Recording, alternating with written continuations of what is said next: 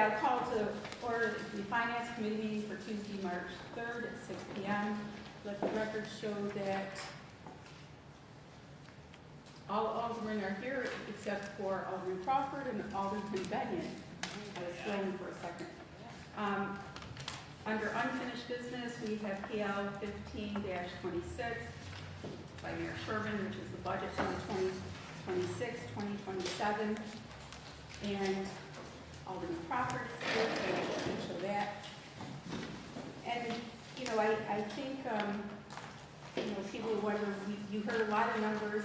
When we were here last week, a lot of changes, and behind the scenes, everybody's working to try and really be able to make this budget palatable to our residents. And to that end,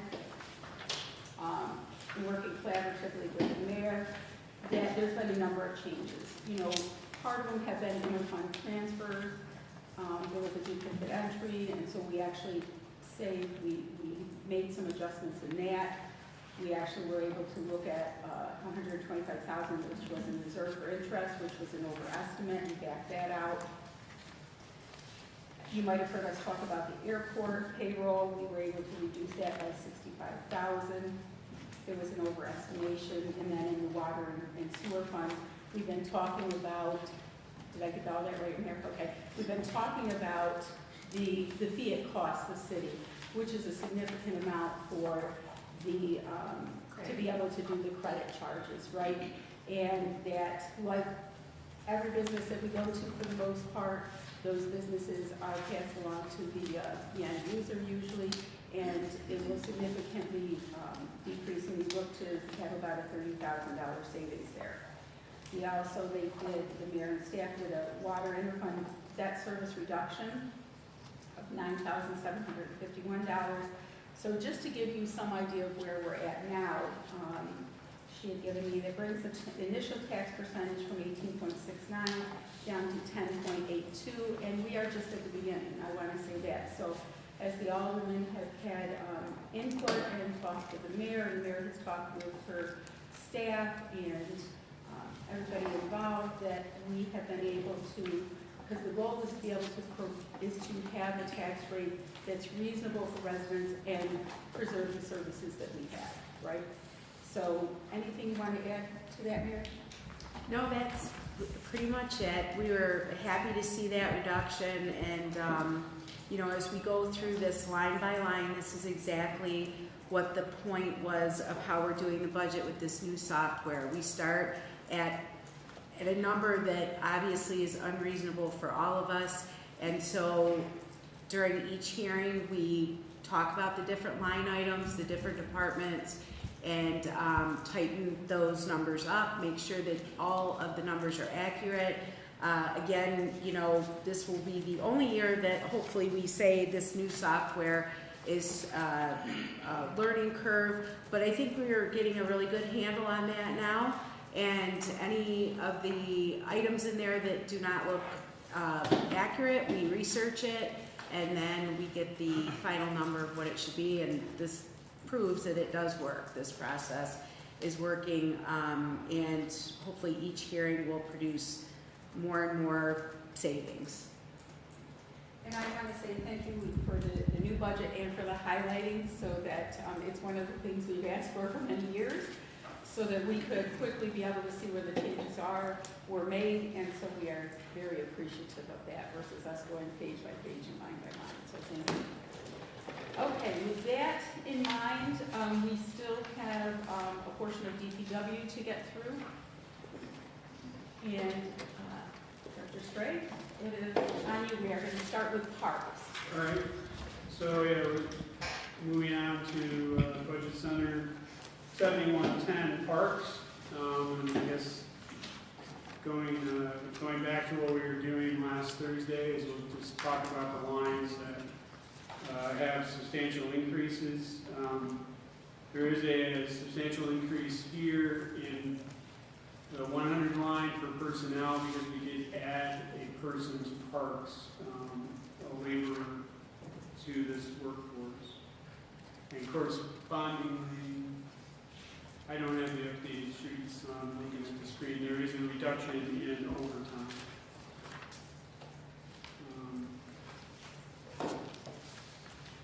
So that was, that's by far the biggest change. There is an increase in uniform and protective clothing that covers essentially consumable supplies there. As with all the other budget centers, light and power, we bumped that substantially to reflect the increase in cost we've been seeing. So there's an $8,000 increase there. And there was an $8,000 reduction in miscellaneous contracted services, which is really just a reflection of what we had done so far this year. So we had $15,000 budgeted, but we've only used 2,400 of it. So we brought that number down to be more in line with what we've done. Excuse me, what we've used this year. James, I just want to, so that 100 line is inclusive of that, it has the parks maintainer that's at that 47.5, is that correct? Yeah, I believe that's, thank you. That should be in there. That additional reporting. The new salary for parks, what's that position's salary? $47,568. Plus French, right? Plus French, yeah, and David's, there's a sheet that looks like this that had all the proposed additional positions in there.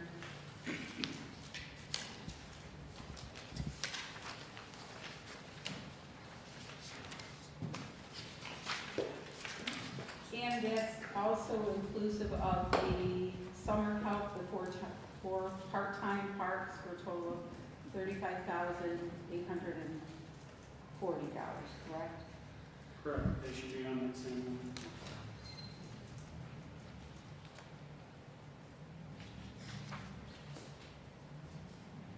So that is about 83,000 additional in terms of staffing. Is that correct, it looks like? Okay. There's 98 over here, but in terms of the new staff. Okay. Any questions on this piece here? I'm just curious what the new position will be doing, because how many people do you have in parks? And the overtime budget is quite low for, you said you're saving on overtime, but the overtime budget is quite low. So what's this new position going to do in parks? This parks position is going to be an entry-level laborer, so they will be emptying trash cans, cleaning bathrooms,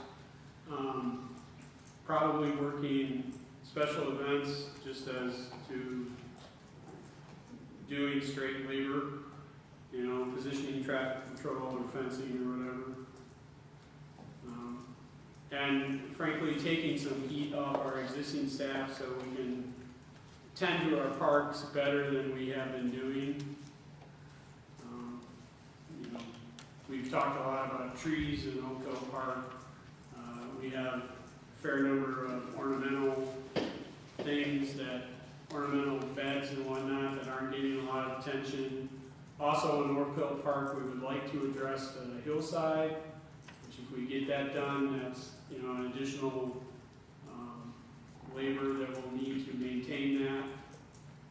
So this is an attempt to take a step back towards where we were, so the parks and the public spaces that the parks group maintain can get back to looking the way we all hope they will. Alderman Crawford. Yeah, so I just want to follow up on that, and given that I would assume the busiest season really is that summertime, I see that, so in this version, has the full-time streets position been removed? or is? Yes. It was removed? Yes, Mayor? that was removed, and also, in discussions with streets, they're hoping that they can sort of like cross-train between the two, so that in the winter, this position could also be used for snow removal, maintenance of the sidewalks. So just to have that discussion then, there is no grievance issues with having someone that's parks as well as streets? That's acceptable, Mayor? That is, Jim, I guess you can reiterate, but I think that's what they're doing as we Yeah, speak. that has been done in the past, the cross-training, and then it was, for reasons I'm not fully versed in, was brought to a halt. But we're talking about people with the same civil service title, just in two different rooms. I'm just one of many, given this being kind of this transition year, and, you know, as we kind of still tightening our belt, I would be in favor of moving forward with the part-time help, especially during the summer seasons, the additional streets and parks, where I think that, bang for your buck, based on what Jim is saying, is, cleaning bathrooms, landscaping and those sorts of things. But at this time, I don't think I'm in favor of expanding the Parks Department. And that's the point I was getting at too. I kind of, in agreement with that, even though the tax rate increases went down from 18 to 10, 10 is still too much. So I don't think we can be adding positions with a 10% tax increase. Alderman Robinson? Just going back to the 101 line to overtime, previous year's budget was at 25K and this year's projected was 10K, but year to date we're at 5. With that information, we're looking to add employees. To me, adding employees, including fringe, far outweighs that $5,000 difference. So I agree with all the persons, especially when you look at the overtime, that just doesn't match with bringing in new personnel. We could very well maintain the personnel we have and get away with $5,000 in overtime. To me, that overtime is well worth it instead of hiring new employees with fringe. Well, where we're at right now would be sort of what we'll see repeated. It's going to always be an issue with maintaining all the parks we have. We have an enormous amount of parks for the city. This year in particular, with the snow removal, with the amount of snow that we had, we could start earlier in the day, but it still doesn't take away from the fact that we have sort of an issue with equipment. And my thought, again, and I'll reiterate, it's the same as what I said with streets. We are only taking care of things 5 days a week with the idea that we have to have people on the weekend, take a day off during the week to work the weekend. And this administration values the events that we've been missing, and I would like to improve that. I think that adds to tourist dollars. We're looking to improve the bed tax. With that comes more events on the weekend. So I would hope that with our staff, we're going to improve the amount of projects that we're doing. And so with that, I think we're going to be stretched very thin. And we are going to be stalled again for another year with trying to keep up with the things that we as a city should be keeping up on. We have an enormous amount of gardens to take care of that we rely heavily at this point for volunteers to do, and they're not maintaining all of them. I think, as most people realize, maybe we can schedule differently, but at the end of the day, you have only so many bodies doing an enormous amount of work, I think, year-round, especially in the summer. And as I said, I think as we collect bed tax money and we improve on our events, I think that this position, especially if it's utilized more on the weekend, will be beneficial. And I think that we're gonna see an increase in overtime. If we take this position out, we are going to increase the overtime, there's no doubt. We'll have to go back to at least 25,000, I would think, which was what was budgeted last year. Any other thoughts on that? Alderman Benyon? I'm gonna just agree with John, Dave, and Vernon. You also have potentially 4 part-time people, I think, that were kept in streets, correct? Yeah, I believe that's correct. And you now are potentially looking at 4 part-time people in parks and 1 part-time helper in the electrical department. Last year, I think there was 4 total. I think 2 maybe stayed in parks, 1 with electrical. I asked them if we ever got that answer, and 1 maybe helped in streets. So you're more than doubling your part-time help. I run a seasonal-based industry too. I don't go hiring full-time help all year when I have a peak season. You're talking about peak season, cuts on fringe, so you're talking about 9 part-time helpers that I think are gonna solve that. And I would rather go that route and working more efficiently rather than just adding on a bunch of labor and fringe on top of it. So I don't see, 9 part-time people in the summer is probably gonna help you a long ways. I think that there's room to reduce the part-time, but, that's up to the DPW director. They're working with this crew as is. I don't claim to know exactly what their day-to-day looks like, how they have people scheduled. I mean, that's for further discussion, maybe part-time or the full-time people that we have need to have duties that just repeat instead of many going to the same place, but, if that's where a cut is going to be made, myself, I like to look at investing in our workforce, and we have people retiring. I don't think people realize that there is a large amount of people that are going to be retiring, and we're sort of building our workforce, yet again. And so I guess it depends on how you want to look at the part-time working year-round as opposed to just summer as well. I think that you have all expressed an interest in more services with clearing the sidewalks. We've purchased a vehicle to do that, and I want to ensure that we're delivering services, and I think the only way you can do that is with a strong labor. So just as we factor out the approximately $48,000 for the position and the 55% fringe for the alderman's benefits, about $74,000 would be the buy-in for that. Mayor, are you saying that with this additional parks position, you're committing to plowing the shared use paths, and you brought up the plowing and of the sidewalks and stuff like that, so is that what you're saying this position would be earmarked for? I believe it would be a year-round position that would include snow removal as well as mowing and gardening and cleaning of the sidewalks.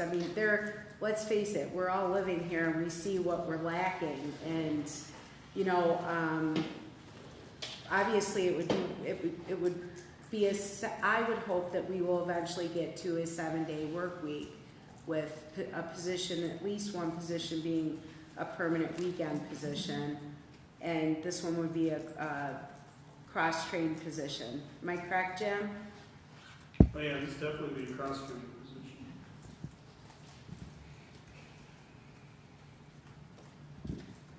Alderman Benyon?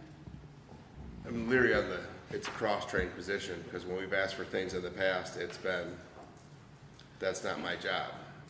So it comes across as when we want something, suddenly we can cross-train, but when we're asked to do something and we don't want to do it, then it's not my job. So I'm just saying, in the past, we've been told that, like, we asked for parks to be open, and that was a whole, that Mariella had to go through to try to do that, because everybody was, that's not my job, that's not my job, my job. But we want something, so really that doesn't really sit well with me personally. Now we're, when we're selling it, it's good, but when we're buying, it's bad, so. Well, I think, with every new administration, there's a focus on certain things that we can improve on, and that would... The administration did not say that. bill did not state that. That was the unions stating that. I just want to be clear on that, so. I've actually had many discussions with the union about this. They actually enjoy doing different jobs. This is straight from their words. If they have the opportunity to be there on a weekend to open Bradner Stadium to clean up after a ball game, they actually enjoy that, and that would be someone from our garage saying this.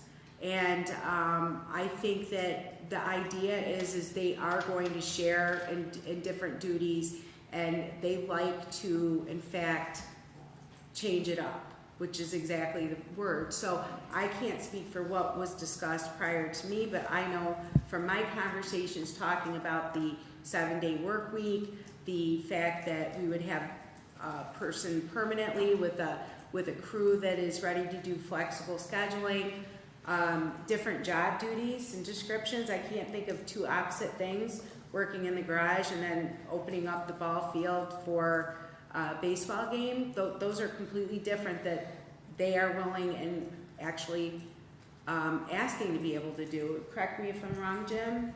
That's what I had discussed with them. And also our streets and our supervisor asked in our last meeting, do I have permission to cross-train or continue to cross-train? And I said, yes, you do. And I think Jim will reiterate that conversation took place. So I understand your thought or your fear behind agreeing to such a thing, but then it not happening. But I think at this point, I agree that it should happen, and we'll work diligently at changing the mindset of the council as they see things actually happen in this direction. Alderman Curie had something. So my only concern, Mayor, is the contract. What does the contract permit? Because what you permit, you promote. So if the contract says that they may cross-train, then it's at their will, not at the city's will. So when the city needs something, do they have the right to push back on that under the contract? And not having read the contract, the specifics of it, I would not be in favor of it based on that. And not that I distrust anyone, but in the end, push comes to shove, the contract rules.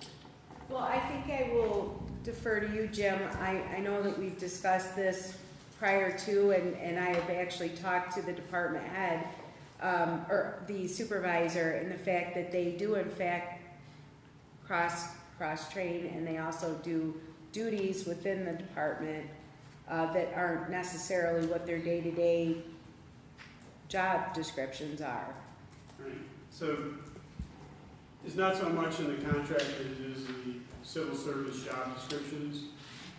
Every one of them has a one-liner in it that says, does other work as required, which is there specifically to officially prevent this barrier to, utilizing staff in the most efficient manner that we can come up with.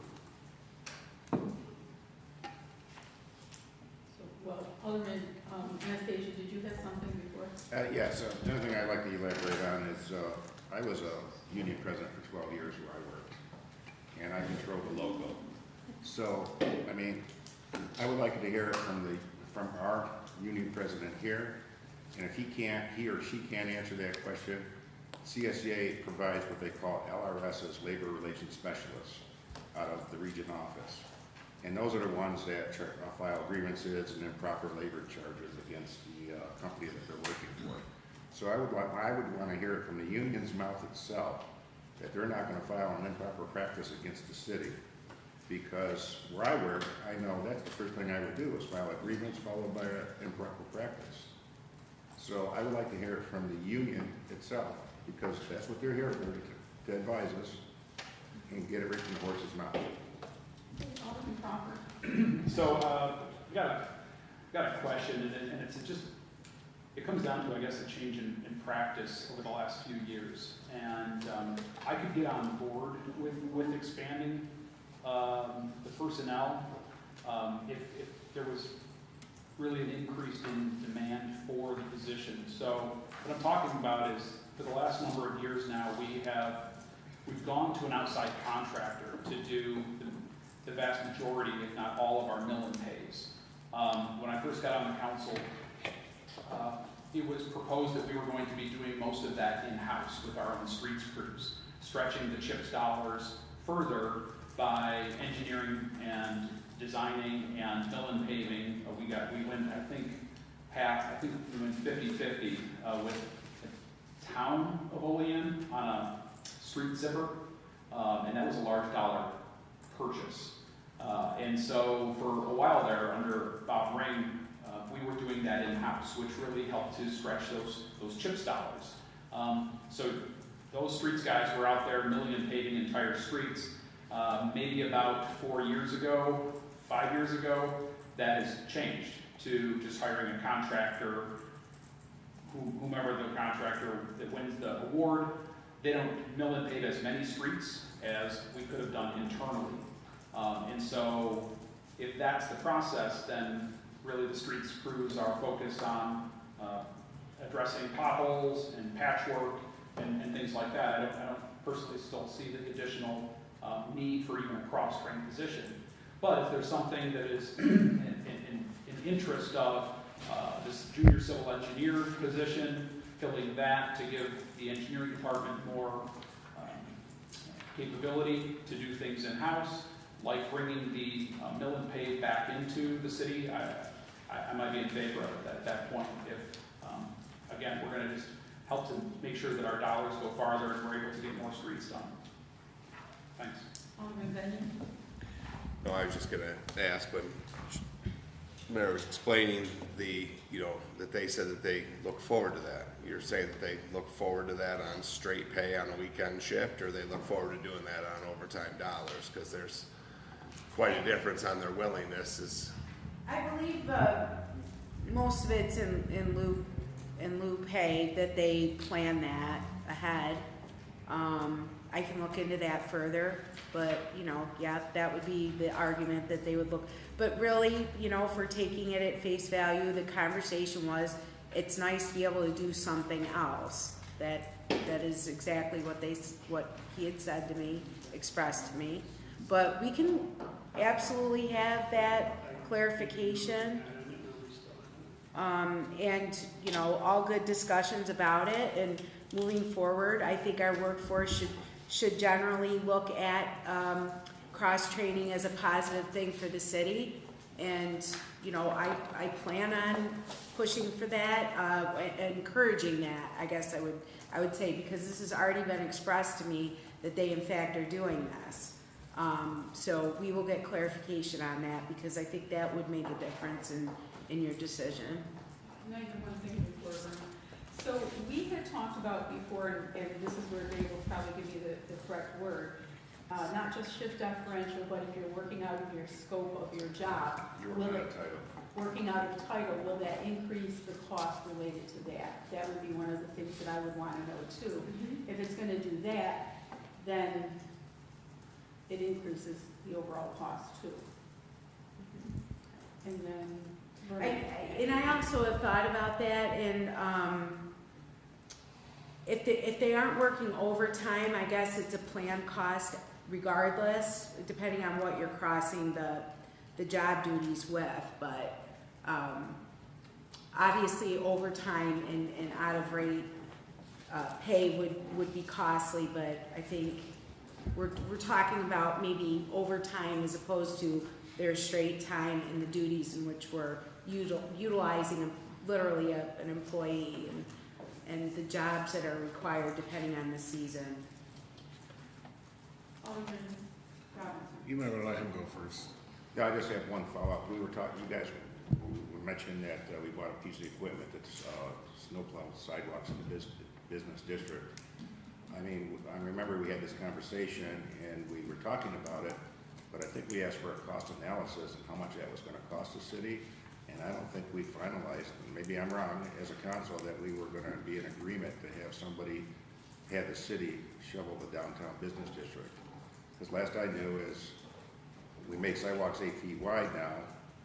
We said that the business district should shovel 4 feet of their own sidewalk. Mm-hmm. The Kubota hasn't been delivered yet.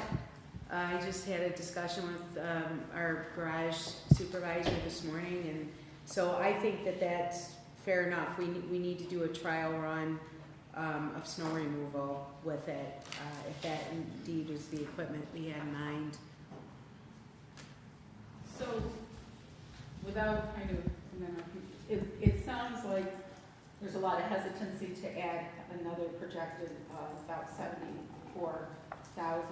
However, there might be some interest if there's some clarification as to both, is this something that would be uncontested by the union? Is it something that would not drive up costs with it being out of their scope or through overtime? But I think that the council's hesitancy in past years too in adding positions is that it's not simply the 47,000 for the position, it's also 55% fringe. And we look at things like we have a 600 and almost between 650 and $700,000 that we pay out annually for employees that choose not to take the insurance and buyout. So I think it's kind of all of those things as we look at it that the hesitancy comes in. And I think that's one of the things too that the public doesn't necessarily kind of get is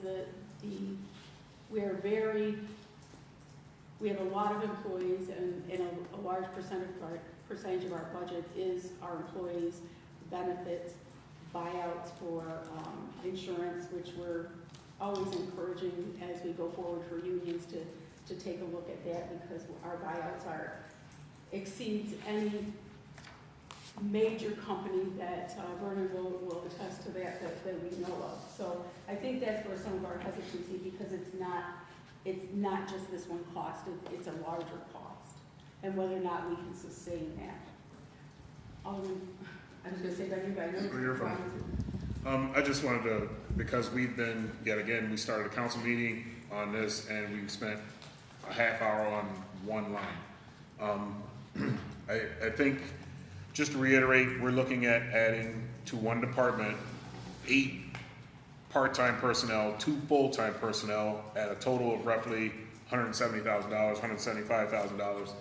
So with that in mind, the council has something to discuss. This is going to be something that we're going to be able to figure out tonight. And then when we start talking about cross-training, I'm still a bit confused on this training line because previous year budget, it was $2,000. Proposed for this budget is $100. We've expressed that we would like to have our employees trained, so I don't know how you're cross-training without providing proper documentation, software, what have you, and we're already year to date at $647, so it would not be wise to come in at $100 right there. So I don't know if that's another typo or if that was supposed to go to 1,000. So I will just leave that, but I would suggest we get that letter from the union, or not a letter, but some type of correspondence sent to the council, to the mayor, and then forward it to the council on the acceptance of the cross-training, address that training line to something more realistic, I'll say, and then working out of title. I think we need some clarification on that and whether or not the union will be willing to do that. But as mentioned, we're talking about $175,000. That does not include the fringe. So we're talking about a much larger amount of money there. So, and to all the points that Alderwoman McCall mentioned, the hesitation that the council has. So I think we've done what we can in terms of the discussion that we will leave it as is for the moment, knowing that we're going to come back to this, revisit it, and that brings up a much larger discussion about cross-training, kind of not just this potential position, whether it stays or not, but other positions as well. Okay, Alderman And so, Benyon, did you have something? can we get the answer from the labor relations specialist directly from CSEA? Which is where it should come from. Yeah, I don't want it to come locally in-house here. I want it to come from the region office, CSEA Okay. region office. Yeah, real quick, Vernon, to Vernon's point, like it's definitely belabored, but there's a lot of employment that you guys put in this. And we just talked about hesitation of years past. I'm not talking about hesitation of years past, I'm talking about hesitation this year. just this year, we asked about sidewalk plowing. We talked about the Kubota, and the Kubota couldn't do that. We were given an astronomical figure of what it would cost to sway us from not doing it. Now suddenly, one person in the very Kubota we mentioned before suddenly can do it. So I'm not talking years past. Just this year, this group of people, we were given a very high sticker shock. I think it was 300,000 plus that it would take to do this. And now suddenly, for the Kubota we bought in 57,000 bucks, now we can do it. I'm not buying the bill of goods until we get more efficient and show demand. I'm not in favor of adding employment. And I'm not trying to be an ass, but when you look at, and I guess if I gotta be the one to go down the road, I guess I'll be the one to go down the road with it. When you watch departments 15 minutes before their scheduled break times drive across the city to go take a break, when you quantify loss of time in that, let's just talk parks because it's right here in front of me. There's 6 parks workers. If 6 park workers drive across the city for a 9 o'clock break 15 minutes before, and then 15 minutes back, that's 30 minutes of downtime. Their break was for 15 of it. So they're out 45, not working for 15. 2 breaks and a lunch. You quantify that, there's your full-time person. So for me personally, you don't gotta work them to death and micromanage, but that's a huge figure when you go across the city, citywide. 100 lines are the biggest things that cost us money. So when you want to become more efficient, at one point, we're talking about this, how many mowers do you have in parks? We're going to add more guys. You ain't got mowers to put them on. They're going to mow with what? Now you got a $150,000 mower we got to buy on top of it. So you don't have the equipment. Sincerely, from my opinion, it's going to stay the same. You got to look at a very large reduction in fleet. Many of our job sites, saw 4 guys around a signpost, whatever. Many times they drive separate. You can reduce your maintenance, you can reduce your fleet. Why are we driving separate to the same spot if we're all going? I understand that, looking at Ron, but I understand the cops, but I'm not talking about the cops. I'm talking about with DPW, parks, water, you know what I mean? Stuff like that. Take a long look at the fleet, take a long look at reducing the fleet. We hired a garage guy because we're backed up. Well, if you reduce your fleet, you're probably not backed up with your aging equipment. So that's it that I got on labor. There was a huge amount of labor put in here. And until that stuff gets corrected, it's going to be a solid no from me.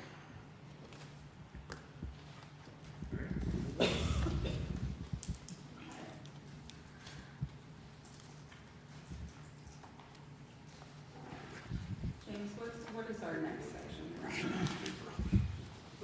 7210, the same.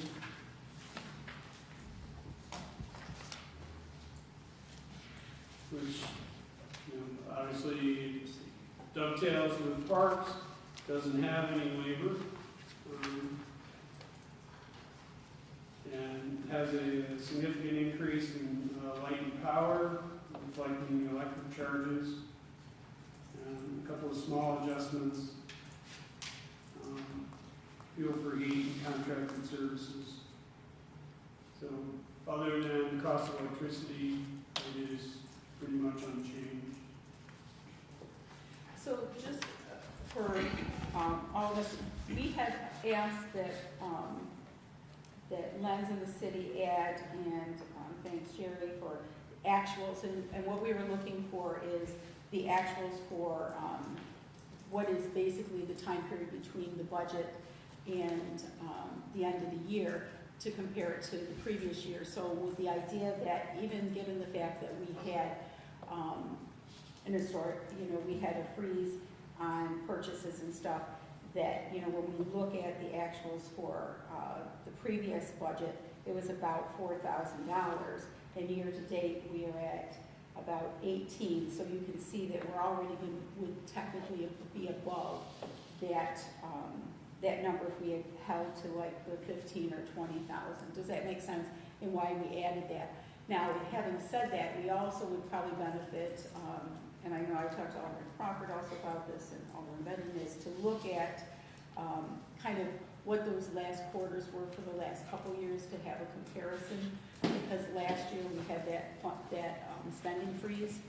So, but even so, looking at that, we can tell that we would already be over potentially the budgeted amount for lighting. Does that make sense, why we asked to have that line added, that column? Okay. So, Yes, I'll remember. Jim, what is the status for the last couple of years? There was the press box issue. What's the status on that? Because with the capital outlay, I've heard of the press box project. I honestly don't know any of the details. Last year, there was no funding for it, so it really wasn't no, pursued. actually, I've seen Rich Hand decided to do it, but it was laid out under capital outlay in last year's budget, I believe. So, okay. There was a press box refurbishment that was supposed to be done. The interior, as far as I know, everything is good with the interior. Now we're just looking at the exterior, and we discussed the fact that because it's the 100th anniversary and also it doesn't look that great on the outside, that we would paint it. So that is, as far as I know, and I had a meeting with the Oilers, that is really the only thing left to do with that.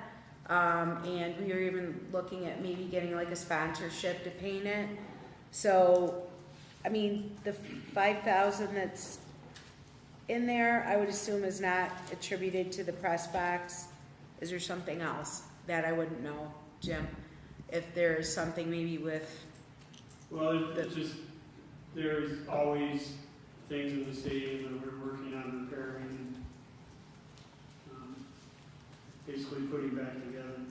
So we're just carrying an allowance to keep the stadium repaired and functioning. I guess maybe the idea is the outlay last year was an actual plan of something that was done, and this year we're just looking at really maintenance and repairs.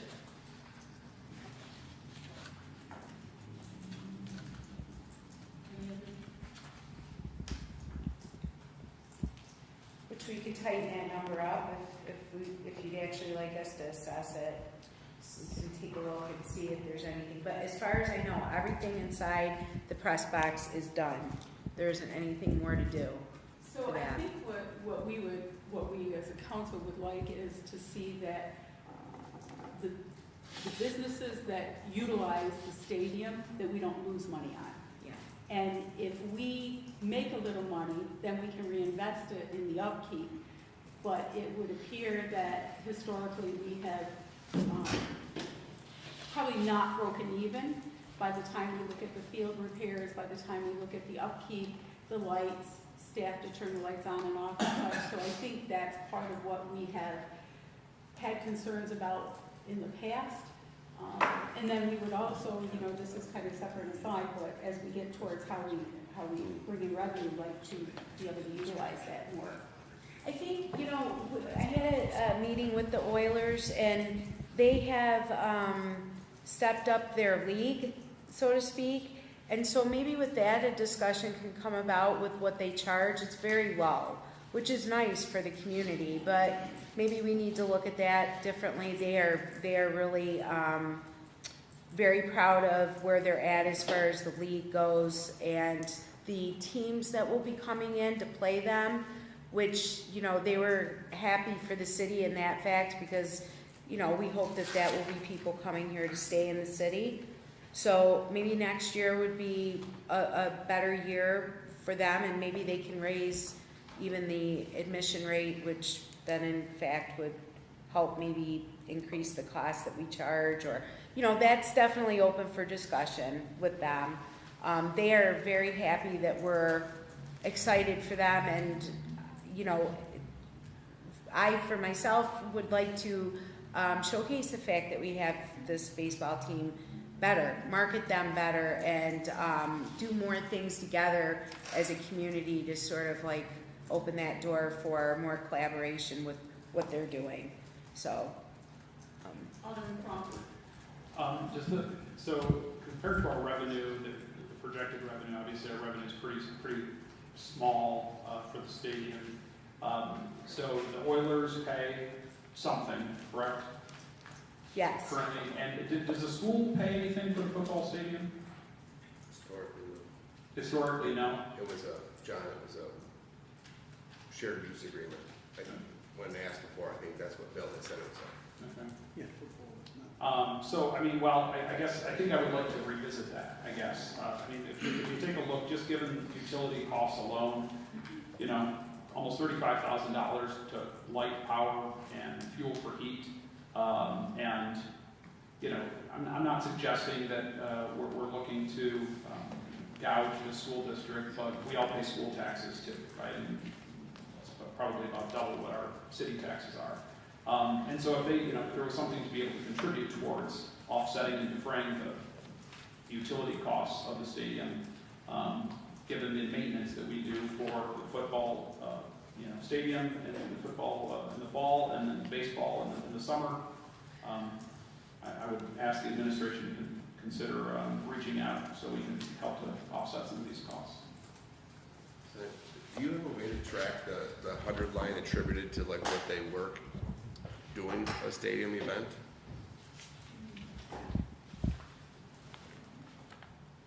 Lines?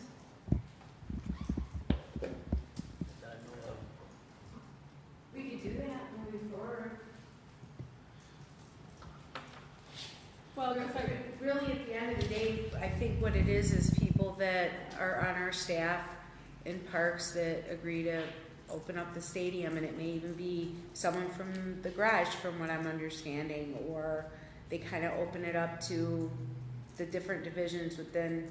But they're paid. They are paid. That's what I'm asking. They are paid, and Jim, I guess you could let us know if they do in lieu pay. In other words, they take a day off, or I really could not tell you. I'd have to look You at have the. to find just a different way to code it in the payroll system. That's what I was asking. No matter if it's lieu time, it doesn't matter to me. Somebody is paid. The one missing thing out of this expense thing is the 100 line. So when you look at the revenue line, which last year was $9,185, and you have $42,000 in expenses, so greater than 75% loss, not counting any 100 time that was paid to staff it, usually 2 to 3 workers. That's what I'm saying. So like John's saying, you're not trying to gouge the users, but you gotta close the gap some. Got it. and I think that is kind of our sense overall with things is, you know, how do we capture what our actual costs are? And I think we've been missing that for a long time. And actually now recently the police department then have to go too. So like you'd have to track, there's potential tracking on all 100 lines. Okay. All right, we'll see if we can come up with our numbers based on this last summer. JR, isn't the fire department there too? Isn't there an ambulance on site during football games? Some are contracted, some just did have different things. So Dave, I know specifically when the adult league used it, there was a clause because the hospital was so close, there was a paid ambulance service. So I'm not gonna speak to the Oilers or the high school or anything like that. I'm not gonna speak to any of that. I don't know that. But I think that's a good point because it does go into our overall costs. Yeah, Our cost of actual costs. operations is Yep. basically, okay. So that's what we're looking for as we go forward with these areas, so. Okay. Okay, James. All right, and the only other thing I have is the landfill monitoring, which is 8160, which is a single line for contracted services. And I moved that back up to be sufficient for the cost that we incurred in the previous fiscal year. We're under that this year. That is, that's essentially a regulatory requirement that we have, so not a lot of room to discuss that one. Should we know what that is exactly? Like, isn't it an annual cost, or do they like randomly show up and we just get different charges for it, Jen? No, it is an annual cost, and I would have to delve into the paperwork, but I believe the reason it varies is that the regulatory requirements change the analytical requests year to year. Okay. And if we add kind of our year-to-date, which is 23,000, and the actuals for the last quarter of last year, that puts us right around 30. Okay, any questions on that? Okay. Well, thank you, James, we appreciate your time.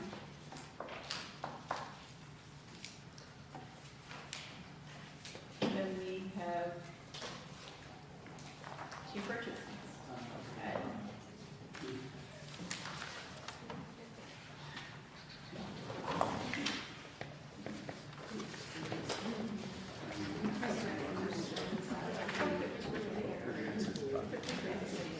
This is under.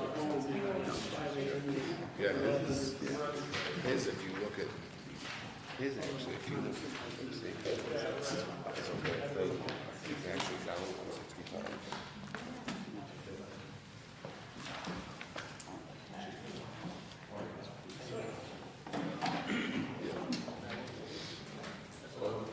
Yeah, so I was just quick doing the math on that, that's fine. Yeah.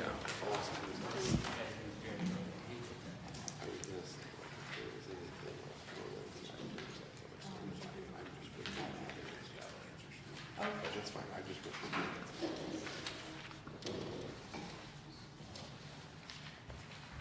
But yes, it helps, so that way you just quick math together. We're getting there.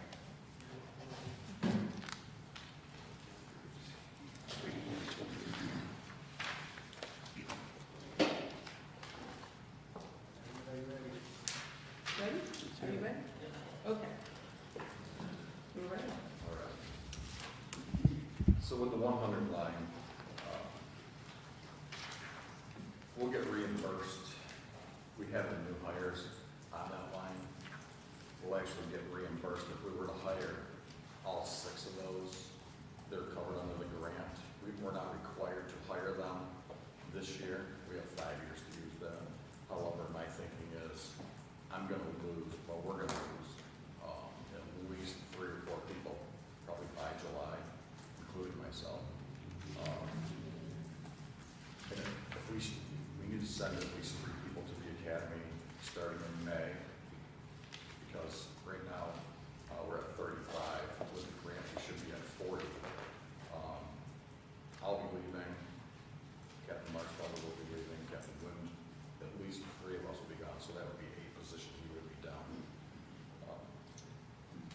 So however you guys want to go with that, but the actual budget would be about $521,148 less than the $3,303,000 because we would be reimbursed that money for those 6 positions.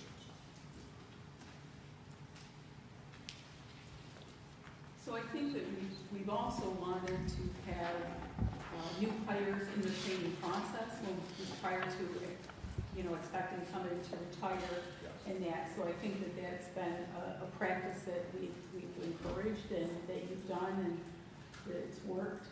It takes roughly 7.5 months. So if we send them to the Alfred Academy, that starts mid-May. They're not on their own until after 13 weeks of field training, finishing the academy until the end of December. So it's a quick process. Sorry. Ron, you said 531,000? Yeah, so the actual, we would get reimbursed if we had those 6 hires, $521,148.54. So I can let me just give you the budget. I was asking on that revenue where it said 648,450. Yeah, that's what I listened to. Sorry, that's why I was asking you.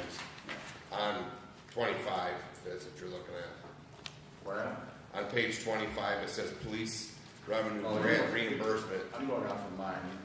Oh, so under police personnel services grant reimbursement, it says $648,430. So that would be the fringe benefits probably. Okay, thanks. Is that correct, Lance? Okay. Thank you. And we get that for how long, Chief? So the grant is good for 3 officers or 6 officers for 3 years. However, we have 5 years to fill that grant, so we don't, to use the grant up. Now, can you break it apart? Does it have to be just for 3 officers? Can you, or I'm sorry, you said 6 officers, right? So can you bring on 3 in 1 year, 2 in the next year? Can you spread them out As long as we use that money up within that? within 5 years. The problem though, John, is really getting people through the academy, Yeah. through 13 weeks of field training and ready to go, because, I mean, we still probably have 10 or 12 officers that can go anytime. Wow, okay. So I just have one question, and Lance, you probably had this. So if the reimbursement for that 100 line is 521,000 approximate, if we add the fringe in, that takes it up to really about 807,000. So is it, have you kind of staggered or? I don't think it's. Well, if we add in the 55 that we've been told is fringe, Let me pull that up real quickly. We can continue with that up real quickly. okay. But just kind of that, as we want to make sure that we're all on point with that. So, and so congratulations, because bringing that grant to the city is huge in terms of, particularly as we know, we're losing a lot of years of experience, and being able to bring on new police officers. So great job with that. Thank you.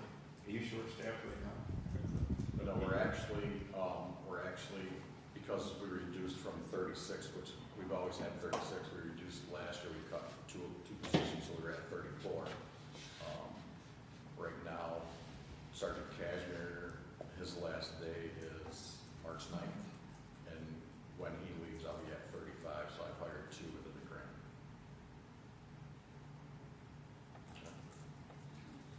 Any other questions on the 100 line? Okay.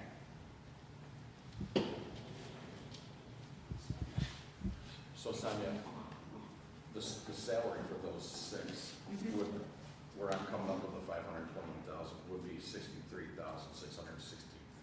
roughly. That's that number, okay? I have 392, because I have those 6 in here, that's 65. If you add all those 6 together, you have 392,097.28 cents. That's their salary. If you add it different, it's like 65. As opposed to 65. 6, right?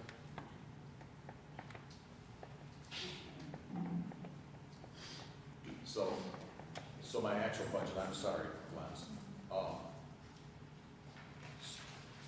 We also get reimbursed 65% for one of the school positions. Okay, and then we get reimbursed 100% for Dan McGraw's position at the school. So that's where the rest of that With the, money. okay.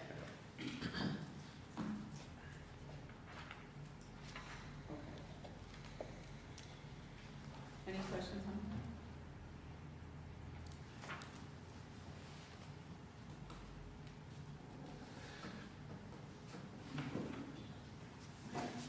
So the 102 line, that's actually, that would actually be about $18,366 less than that, because that's for holiday pay.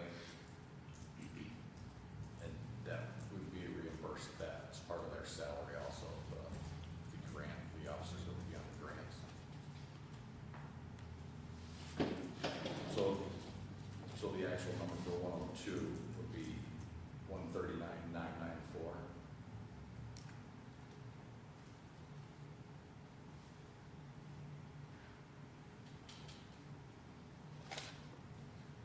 Okay. From the 266. From the, I mean, I'm not looking at lenses, I'm looking at what I have. Okay. I mean, for my 102 line, I have $158,350. Okay. So, Len said, so that would take that 102 line down to what the chief just said there. 139,994. Which line, That's the 102 line, The other, Right. oh, that's the other personal services. which column? for the Tentative 10, budget. So when I submitted my numbers to Lens, I didn't do the reimbursement lines on those. We've never done that in the past. These are the reimbursements. So 266 line, it's actually 139. yes. Okay. Okay. Do you wanna make the change now? Oh, wait a Lance, second, hold on one second, because, so the rest of that line, JR, is for officers that retire, so. On that 266 line, Ron? Yeah. Okay, Yeah. sorry, that's what I was looking puzzled. Yeah, no, that's for holiday pay and OIC pay. This is still part of the 102 line, I believe, and that's for retiring officers, money they get paid out.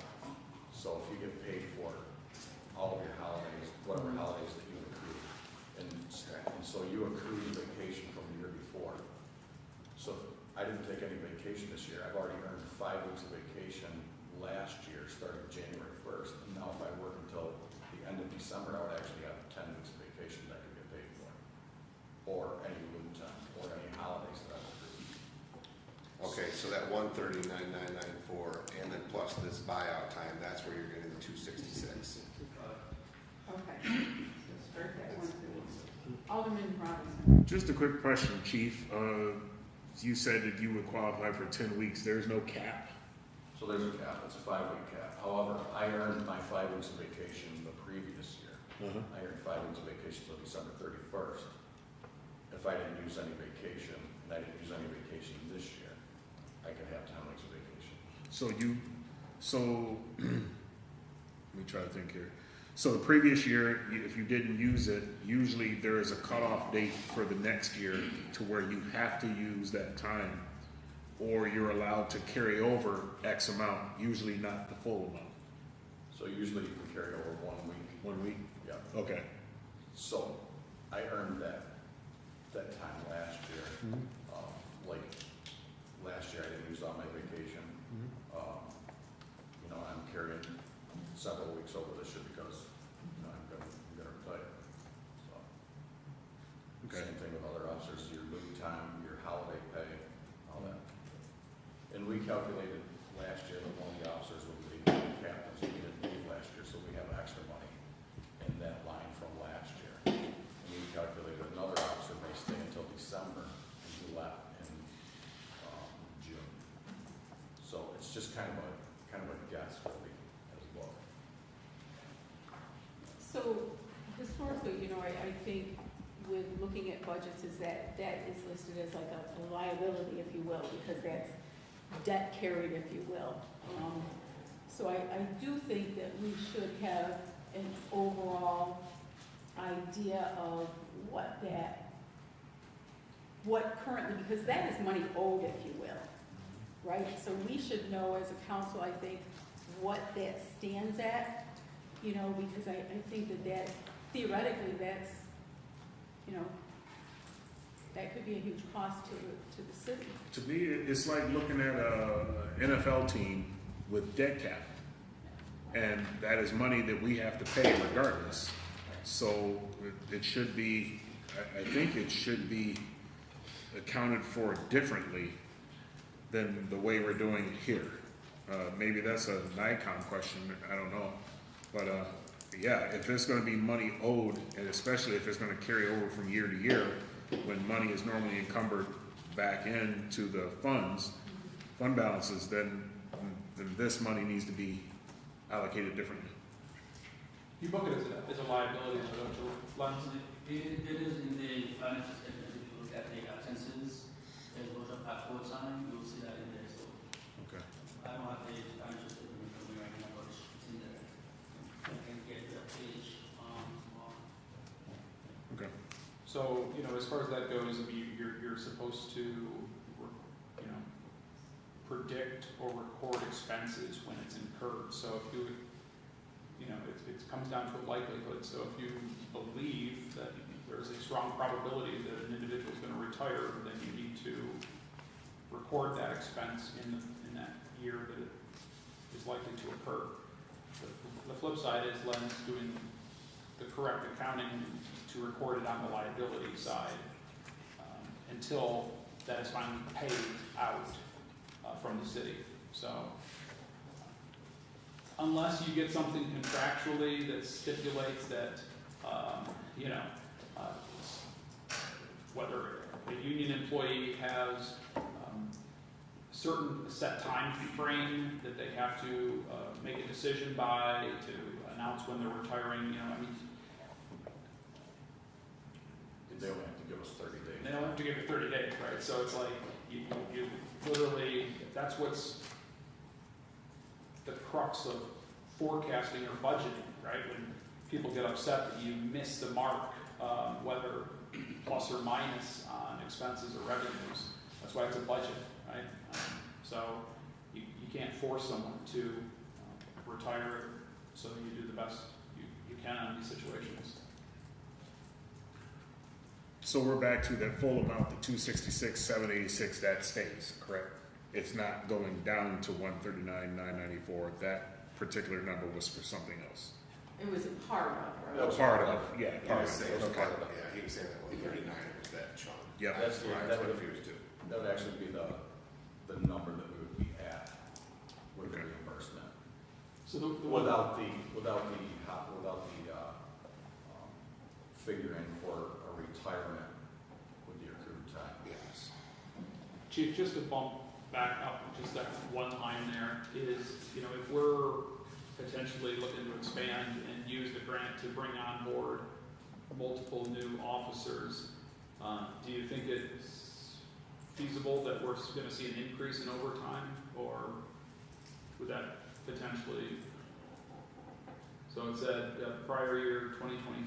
Let's see, what was that? Was that the budget? 58,000 was the prior year, Fiscal year 25. and was 58,000. I'm just curious, so it's listed at $90,000, which is about a 40% increase. So I just was, Yeah, I think I asked for 90 last year, and we dropped it down to 70.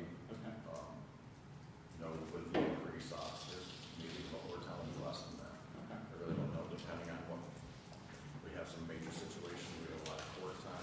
Sure. You know, that's kind of a guess as well. Okay.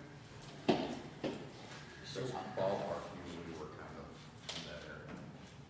So in the budget, Chief, are you, with that grant you received, are you hiring 6 people? Is it in the budget? Yeah. Okay, I don't have a problem with it, I just wanted to. It's finding the people that, I mean, when we actually get people that we want to hire and that we can get them into the academy and the training, there's a huge process. So when we have the opportunity to pick up some good people, you know, and we have people retire, you know, that's what we're doing. I don't think we're gonna be actually fully staffed at that 40, probably for a couple of years, so.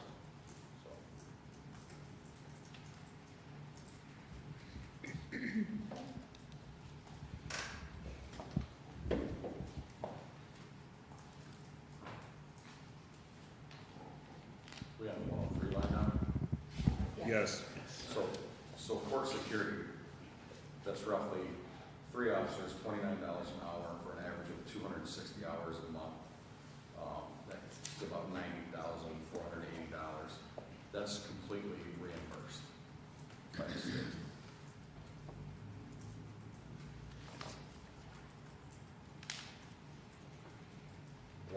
Parking enforcement, 26,000, that's 1 meter person, 25 hours per week, $20 an hour.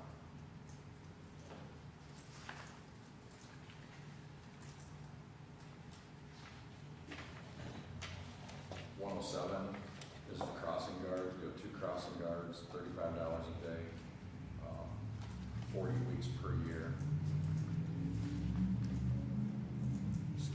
$12,600.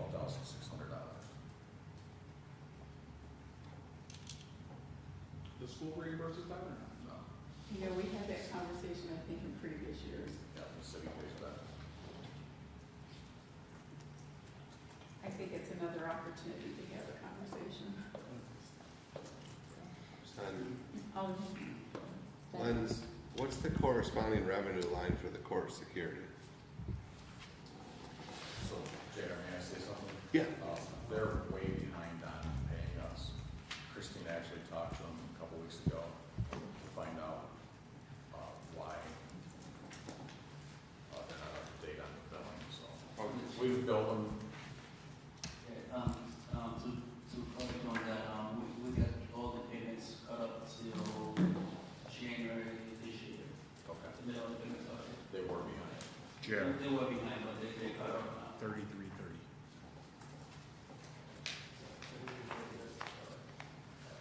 Upstate Eight Courts. That looks like that might be the.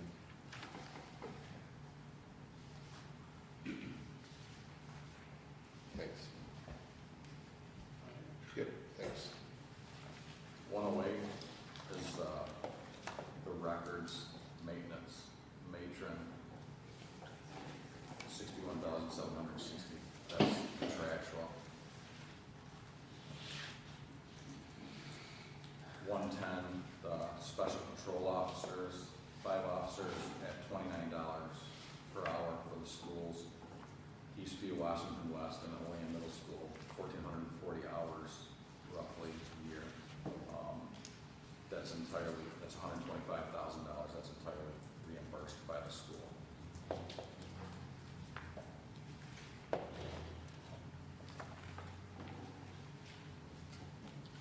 Good. So the next line, motor vehicle line, 230. This is, we have three 2021 Dodge Chargers. We have a lease that's up in May. We have a lease that's up in July, and we have a lease that's up in August. Between 120,000 and 135,000 on those cars. One of the cars right now really needs new cams, new lifters. We just got rid of them. We had 4 of the 21 Chargers, and we only had like $1,400 in equity. So we're not going to get a lot out of those cars, but they're getting pretty whipped. So to replace those 3 with 3 Durangos, 3 2026 Durangos, the lease on those would be about $12,000 a year, but at the end we would own those. It's a municipal lease, so we would get those vehicles for like $1 at the end of the lease. So besides the $12,000 lease, there would be upfitting for those Durangos, which would be about $47,000, but then that upfitting is good for the entire time that we have the vehicles. And then graphics for the 3 of them will be $2,685. So, and then the rest of the line is for the leases that we already have, which most of them I've gone with the municipal leasing. So at the end of the lease, we own the vehicles.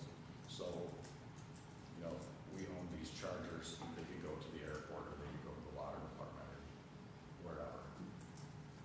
Like, instead of only getting $1,400 for them, they could be used somewhere for the city. So, and I want to say thank you, because we've asked that vehicles be included as line items versus all of a sudden it's like, hey, we need this money. So I, for one, truly appreciate that it's built into the budget.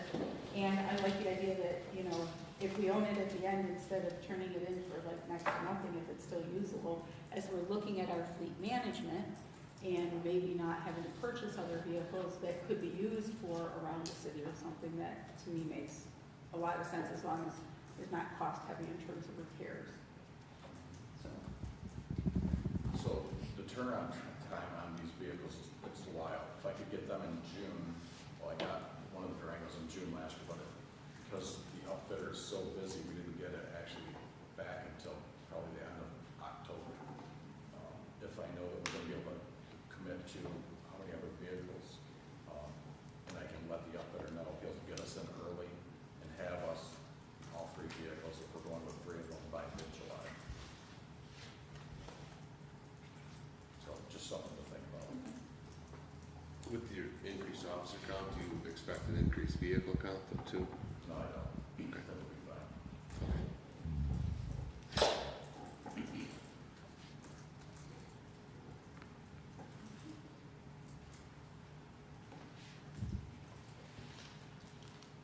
communication equipment, so, you know, we're getting the money for the grant for the officers' salaries and fringe benefits, but they're gonna need portable radios, they're gonna need body armor, they're gonna need body cameras, so there is gonna be some cost to that. So the 235 communication equipment line for each portable radio is $4,855. Plus we need another portable as a spare. You know, somebody's radio goes down right now, I don't have a spare. So that's why that line went up. That line normally is about $3,000, but each one of those radios costing $4,855, that would push it up to the $36,985.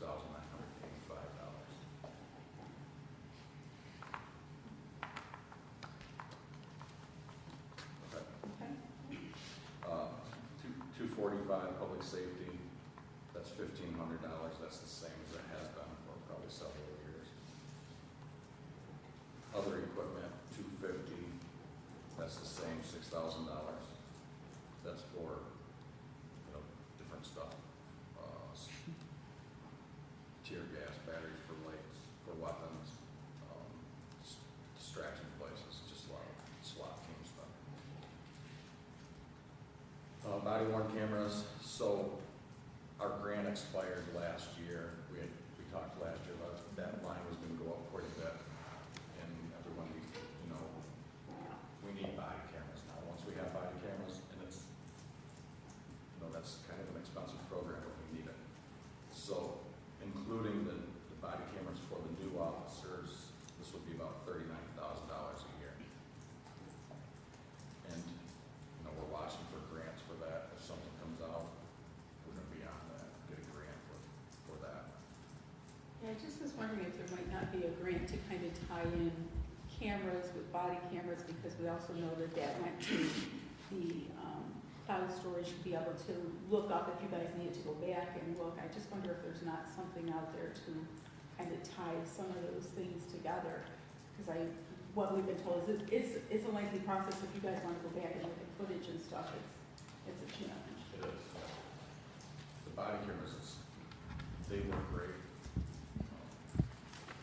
So, 411 on supplies and materials, that's the same, $2,460. Uniforms and protective clothing. So this year, body armor and body armor is good for 5 years. So we have a capital projects line that I have $44,000 in, and we'll get roughly half the money back from a grant. But we can't apply for a grant until May. So that number's gonna come down quite a bit by the time we get reimbursed.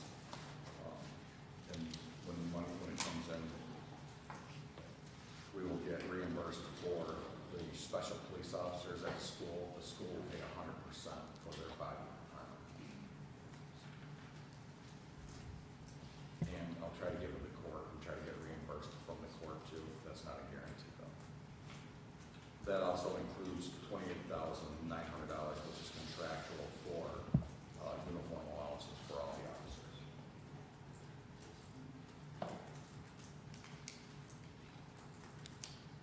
Books and manuals, I think that's the same. That is that's $416 now. That used to be $850.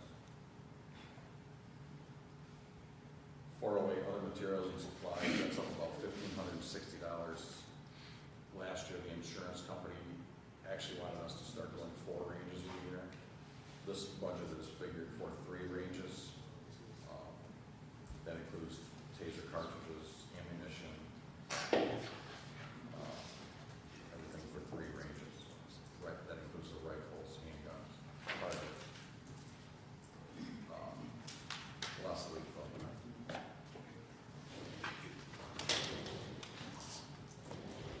421 telephone and internet, that's about $7,000. That's the cell phones for the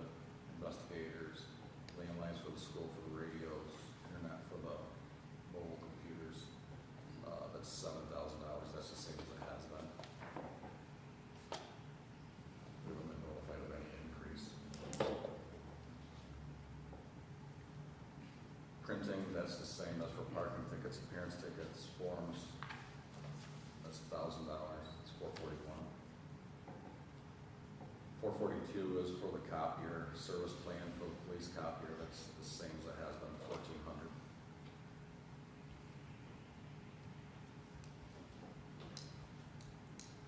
$443, repairs to office equipment, that's the same, $500.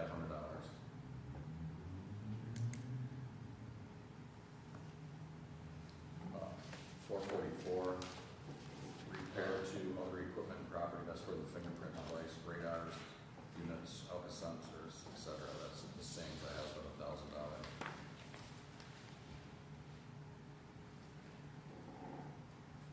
Everybody good? 446, repair to automotive equipment, that account covers repairs. So if something happens and we don't turn it into the insurance, or if we do turn it into the insurance, we have $1,000 deductible. That's where that $1,000 comes from.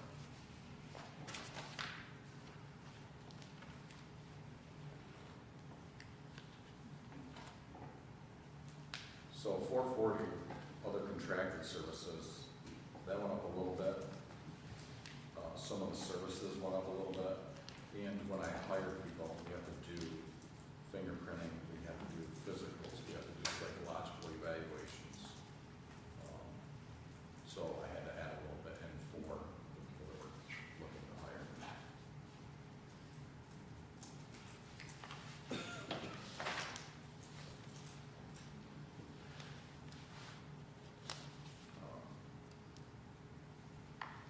And then 409 is street crimes, that went up just a little bit. That's for rental of vehicles. Didn't go up a lot.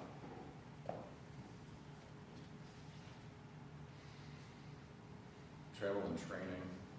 So the travel and training budget is usually like only $8,000, but if we're gonna send people to the academy, it's only $5,000 per person to go to the academy, which is pretty cheap, for the tuition for the academy. So I figured I'd budget for 6, that would be $30,000. So that's where the $38,000 came from. Alderman Robinson. Chief, does the 30 grand actually could come out of that grant money or no? No, No, okay. no. We So have to the pay grant for money- the, Yeah, the grant money doesn't include equipment or, just strictly salary, yes, okay, salary and fringe benefits. in French, yep. Yep, and steps are built into that. So if we hire an officer this year, step 1, next year, step 2, raises are figured into that grant. Okay. Okay. Dues and subscriptions, $350, $250 is that for the juvenile officer association. So when we have a, the juvenile officer needs training, that's where he goes. Then Chiefs Association is $100. We get quite a bit out of that for $100 dues. Miscellaneous expenses, that's to cover miscellaneous stuff, $550. If I have to send back the fingerprint device, keys made, laundry soap for prisoner blankets, UPS, mailing, shipping charges, sending equipment for calibrations. And then the 850 retirement benefits, that's contractual, $53,995. So I guess I would say anyone who is looking at the budget, because first of all, thank you, you've done a great job here. And looking at the budget and they see that there's a 22% kind of increase when we kind of back out those new positions and stuff, it really is more like maybe a 4% or something, I think. Alderman Benyon. Hey, Ron, so the SRO and the special patrols, they're in on these lines, correct? Yes. Okay, so then on the corresponding revenue lines, why is SRO looks like it's dropping the projected revenue 76,000 and the special patrol by 12,000? So the SRO position, we only have one SRO position right now. We're filling the other spot with SPOs. So Dan McGraw's the SRO.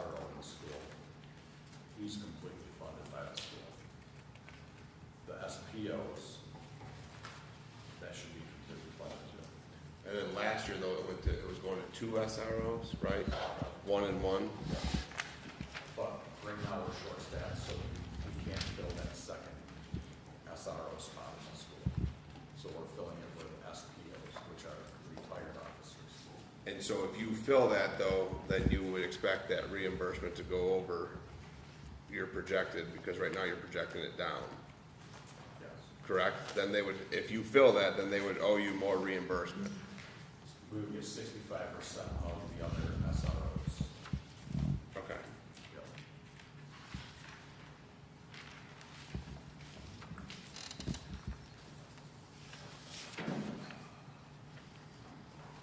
Sharon, are you looking at that, minus 76,000 and minus 12,000, is that where you're at? Yes, I'm looking at 2260 Yep. and 2261, which is on page 24. Looking at them, that's why I was curious why those were projected to decrease.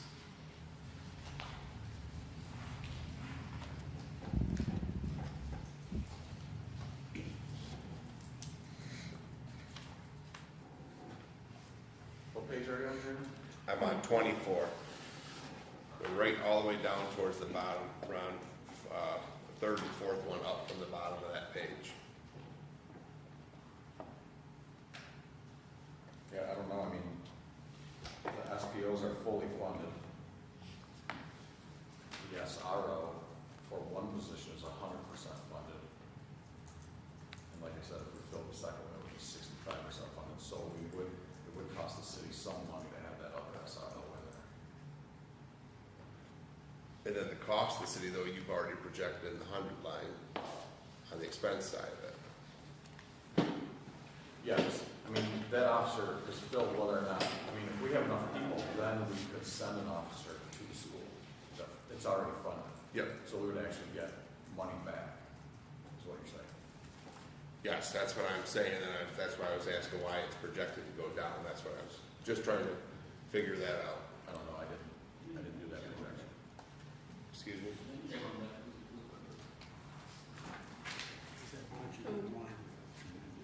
So we'll put that in our, Where are you looking for at? Thursday, kind of get back to us on that, those two lines. That's because in the prior year budget, we added the second one on for 65% reimbursement. The fiscal year before that didn't have the second one. To answer your question. Did you have something there, Alderman Robinson? No, I'm ready to go. Just checking, just checking. Okay. I'll speak for all of us, I'm ready to go.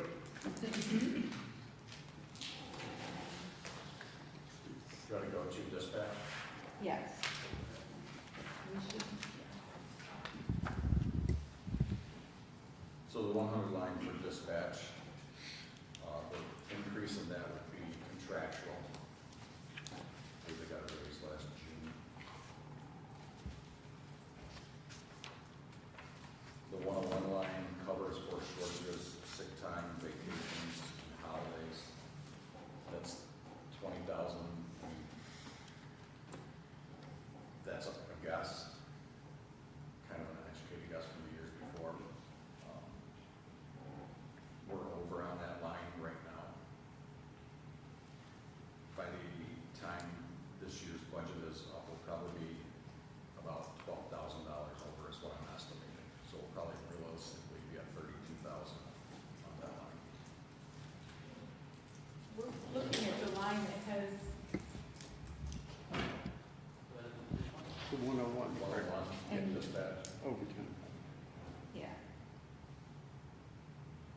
But you projecting a decrease in it? No, projected was 0, Zero. but it's currently over. In the last year, same period was 46 over. But he's saying the budget will be no increase.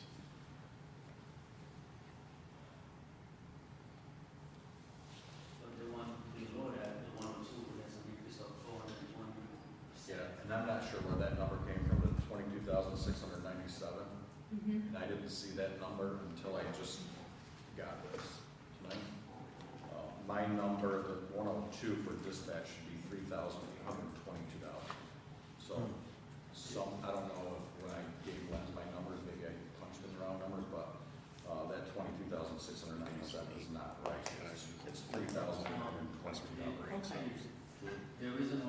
this way. In the past, when people get their holiday pay, Yeah. it used to come out in the 100 line. So what we do is we carve that out and put it where it's supposed to be. It's usually in the 100 line, so we don't want that there anymore this year. We want to make sure we keep track of which is personal salary, time, which one is holiday, and which one is overtime. That's why it's kind of a little bit, we carved it out from 100 and put it down. Okay, so the number actually for the 100 line shouldn't be 298 then if you're doing that correctly?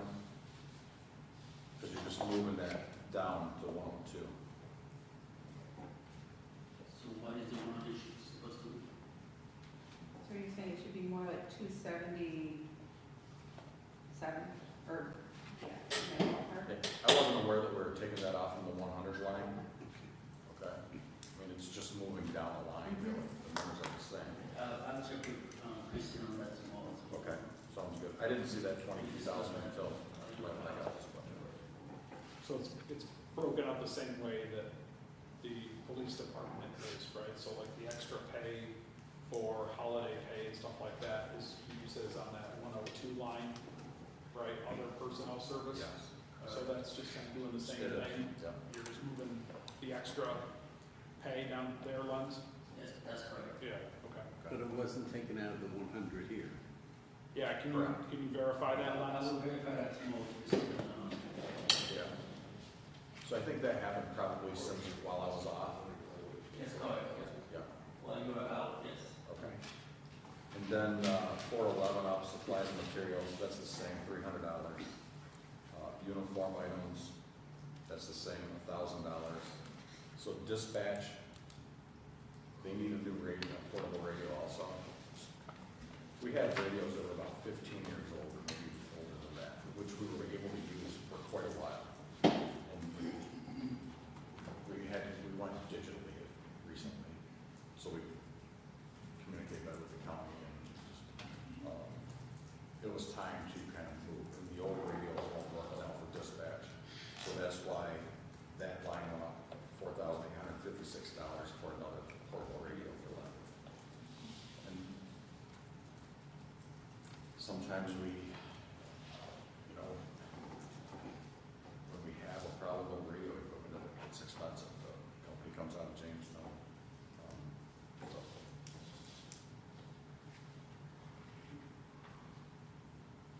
All good with this? Okay. So with the animal control line, I think we're at 55,000. We've been at 55,000 on that line for a while. I think right now we're at around, are we at around 32 or 33,000 on that line, Lens? What is that line from? 3510, 440. sorry. 3510 is the, yeah. Yeah.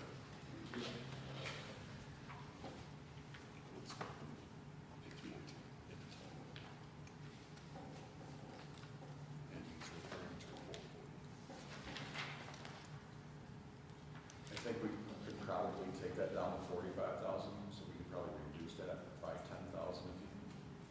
And, I mean, that's another line where if, you know, if we have a dog happen, or we have to take it to a vet. I mean, we never know if we have, you know, 10 puppies at the kennel, we have to take care of them 3 times a day, so that's kind of a line where you really don't know. It could be a year where we don't have a lot of dogs in the kennel. This year, it seems like the city was up there a lot, you know, taking care of them 3 times a day.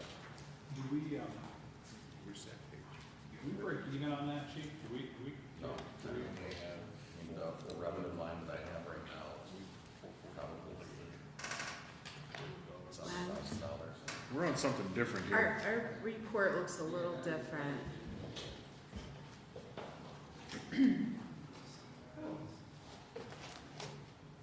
Yeah.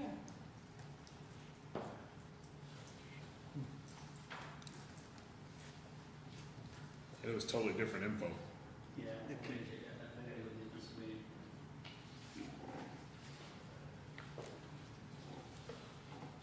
Yeah, so we can't see behind us, Well, this whole side seems We to be gotcha. confused, so. Yeah, And we're not, because we're looking at our papers.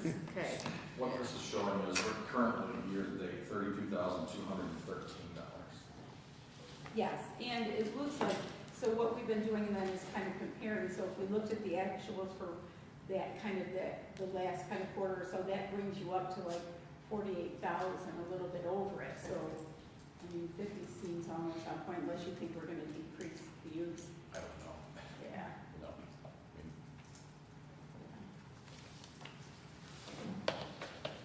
it would be nice to decrease. Yeah.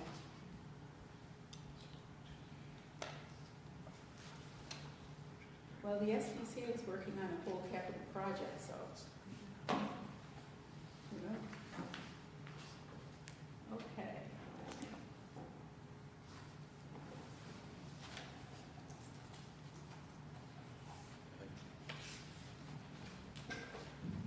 That's all I have. There we go. Does that look better, guys? Yes. Yeah. Okay. Any other thoughts or anything on this? Because, you know, when we, it looks like you just had taken, moved it from the, Yes, I will check on that tomorrow. I gotta check with Christine, I should be able to. okay, Because so, the thought behind it was, look more the one, everything that you feel is one or two should be on one, two lines on one. So we will move a copy out of there and bring it down, maybe some numbers were supposed to be taken out, the one on that as well, but I will check with Christine tomorrow. And I will get back to you, I will email you, tomorrow. any other? So, Yes, other. just where we were at with that, just under control of animals with that shared kennel or whatever. Yeah, we're checking into that in the town of Olean, yes. It was gonna be in the town hall and a shared kennel. maybe Shared by the kennel. town garbage, right? Yeah, I think we were looking at our share at around 35,000, but they have a grant, there was a grant awarded. So we're still, actually, I think we were just working on the details of that. So hopefully we'll have more of an answer for you on that. So you don't want to build, you're thinking that our share is 35,000?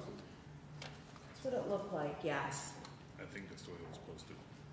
Not 100% certain. I So think I it- remember seeing that somewhere. So, That's fine, so we don't want to put that. well, this is part of payroll, correct, for our animal control officer, or no? I'm sorry. Is it, the, That's not built. oh, no, it's not, right, so, I'm saying we don't want to build that. well, I didn't know if you were going to want to do that as a I- capital project or yeah. if you just want to, do you want I to? think the advisor was building the capital projects into the budget, foreseeing capital projects into the budget is what The feedback. the feedback I'm right, Vernon, when we met? Yes. Is this just gonna be a reoccurring 35,000 or is this a one-time cost? One-time cost build our I share think that's the of building it, cost, You're John. building it, it's a but not sure if it will be happening this year. Little bit unsure. We're trying to get the full scope of what's happening. It's almost like it's been revisited.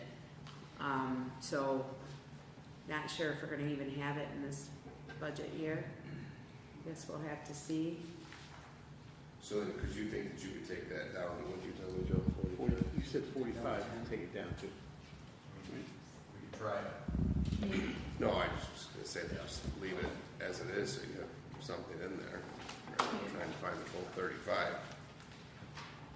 Because if we have those two kind of that one with the projected, we get 48,000, so we're close to that. Len, do we have that in a capital, in the old budget? No. Well, that's what I said, we never moved any money for it, and the new direction is to build it in under like a capital outlay or something along that lines, which you don't have to replenish next year, so we're trying to do it right. It seems like you put something like a capital outlay line there with that dollar amount in there. Yep. During this time of the budget, we'll try to get a better answer as to when we'll actually have to have our share allocated.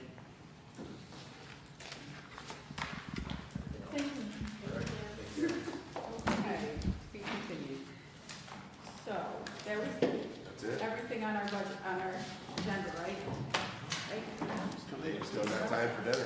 Okay, new referrals for consideration, we have none. Committee reports, we have none. I make the movement to, so, second, all in favor? Aye. Opposed?